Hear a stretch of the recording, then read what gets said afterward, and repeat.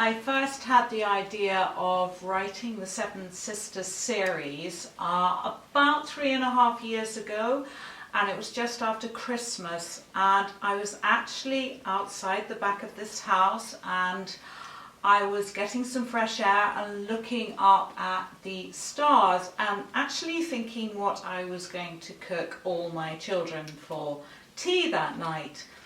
And there was the Seven Sisters hanging in the sky, and I've always looked at them because wherever I've been in the world they're always there and they're sort of comforting for me. I suddenly thought to myself, what about writing a 7-book series based on the mythological stories of each of the sisters? I came inside and I banged the gong that we have in this house to call everybody down, and I came to sit exactly where I am sitting now. Everyone came in and I sat and told them how excited I was about this new idea, and all my children could say to me was, "Yeah, Mum, that sounds great. Now what's for tea?" Anyway, after that obviously we carried on talking about the series, and in fact my daughter came up with the anagram for Parsult, who of course in the mythology is actually Atlas,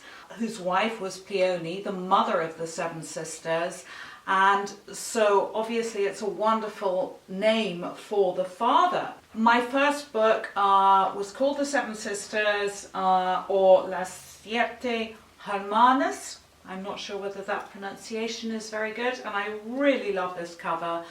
And I thought, where can I set the first book in the Seven Sisters series?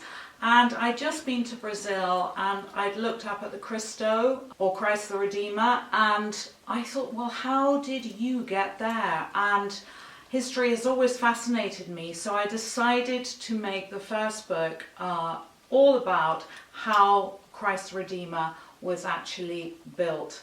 And obviously anyone who's read my books will know that there is always a big love story wrapped around the historical facts.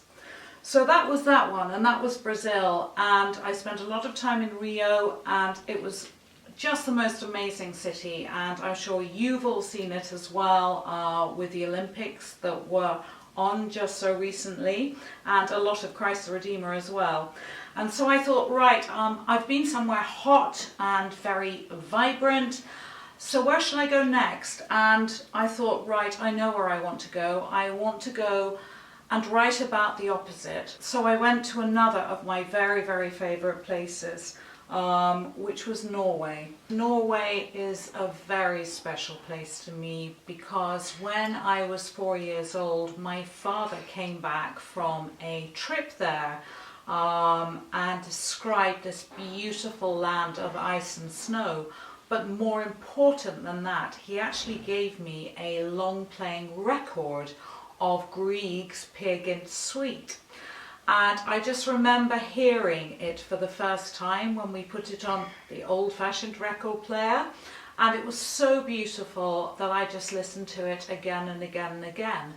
So of course it was natural for me when I did go to Norway to want to actually write about how this beautiful piece of music had been written in the first place. So a lot of this book is actually about music, and when I tell you this famous piece of music is called Morning Mood, the minute that you play it you will know exactly what it is and recognize it because it is famous worldwide.